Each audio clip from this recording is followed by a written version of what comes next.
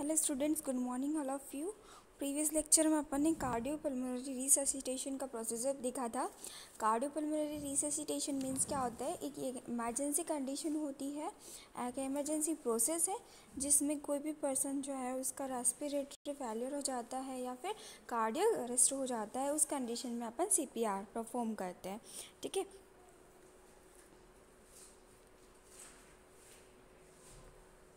ये अपन ने इसका डेफिनेशन देखा था। Cardiopulmonary resuscitation is the procedure to support maintain breathing circulation for infant, child and adolescence. Means बच्चे हो गए, चाइल्ड या फिर एडोलसेंस या फिर एडल्ट, इन सभी एज ग्रुप में या तो रेस्पिरेशन स्टॉप हो जाता है या कार्डियक स्टॉप हो जाता है। मीन्स हार्ट प्रॉपर वर्क नहीं कर पाता या रेस्पिरेशन प्रॉपर वर्क नहीं कर पाता है, रेस्पिरेटरी ट्रैक्ट, तो उस कंडीशन में अपन CPR परफॉर्म करते हैं। ठीक है, इसके प्रोसीजर्स, इसके इंडिकेशंस अपन ने देखे थे। अब अपन इसके प्रोसीजर के बारे में देखेंगे। इसका पर्पस, इसका इंडिकेशंस अपन ने पढ़ लिए थे। नेक्स्ट अपन इसके जो भी प्रोसीजर्स हैं वो पढ़ेंगे।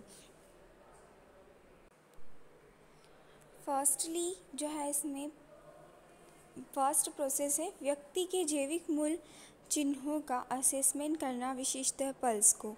मीन्स पल्स सबसे पहले चेक किया जाता है। जो भी उसके बेसिक सिम्टम्स हैं उनको पहले असेस किया जाता है। जैसे कि पल्स, सबसे पहले पल्स जो है जब कार्डियक अरेस्ट होता है तो पल्स जो है रेडियल पल्स नहीं सुनाई देती है, जो कैरोटिड पल्स है वो ज़्यादा इसमें सुनाई देती है। ठीक है, तो पहले उसको असेस करना है। पेशेंट की कॉन्शियसनेस, लेवल ऑफ कॉन्शियसनेस को चेक करना है। ठीक है, तो सबसे पहले स्टेप यही होती है कि पहले पेशेंट के जैविक मूल चिन्हों का असेसमेंट किया जाना चाहिए, उसके कॉन्शियसनेस का, उसके पल्स का। ठीक है, नेक्स्ट, पेशेंट को कठोर पृष्ठीय सतह पर पीठ के बल लेटाएं। सबसे फर्स्ट स्टेप है असेसमेंट करना। सेकंड स्टेप है कि पेशेंट को एक फ्लैट सरफेस पर लेटाना है। ठीक है, बेंच हो गया, फिर कहीं पर भी जो फ्लैट सरफेस हो वहाँ पर उसको लेटाना चाहिए। ठीक है, ताकि जो है उसको अगर अपन प्रेशर दे तो वो मेंटेन हो, उसमें बैलेंस इक्वल रहे। ठीक है, नेक्स्ट स्टार्ट द CPR।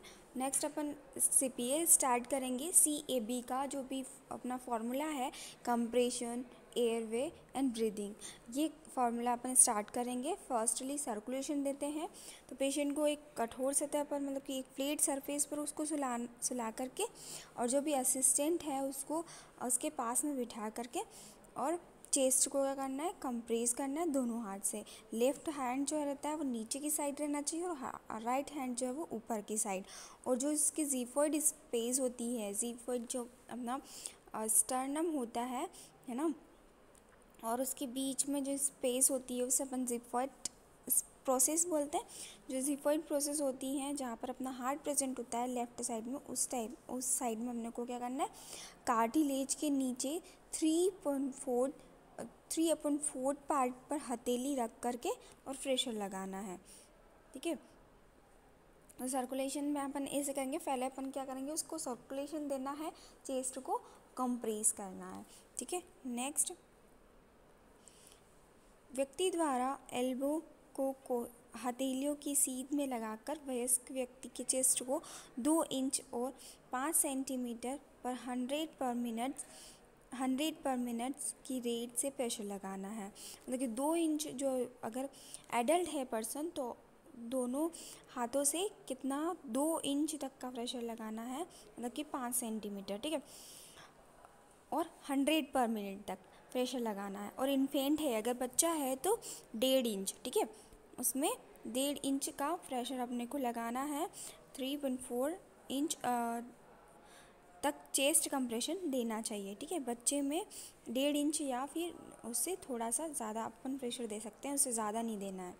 ठीक है, नेक्स्ट स्टेप है, इस दौरान प्रत्येक चेस्ट कंप्रेशन के बाद पुनः चेस्ट को जनरल कंडीशन में आने देना चाहिए।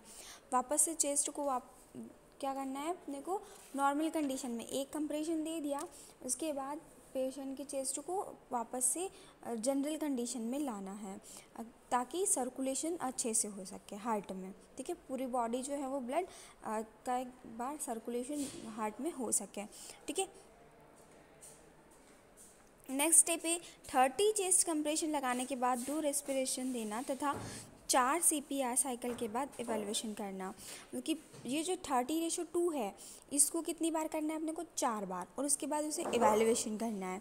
ठीक है, अगर 2 रेस्क्यूअर हैं तो 5:2 होना चाहिए, मतलब कि आप 5 बार वो साइकिल को करोगी। 30:2 वाली साइकिल पूरी कितनी बार करनी है, 5 बार, और 2 बार रेस्पिरेशन देना है। और अगर इन्फेंट है, बच्चे हैं, तो उनमें 3:1 होता है। ठीक है, मतलब कि बच्चों को 3 बार वो साइकिल पूरी करनी है। 30:2 वाली पूरी साइकिल 3 बार करनी है, और 2 बार उसे जो है रेस्पिरेशन देना है। ठीक है, पेशेंट के रेस्पिरेशन एंड सर्कुलेशन जनरल होने तक की प्रोसेस चलती रहती है। मतलब कि जहाँ तक वो जनरल नहीं होता है, सर्कुलेशन और रेस्पिरेशन दोनों चीज़ें, वहाँ तक की स्टार्ट करते ही रहना, मतलब करते ही रहना चाहिए CPR परफॉर्म। ओके, जहाँ तक उसका नॉर्मल नहीं हो जाए, जनरल कंडीशन में नहीं आ जाए। Airway affected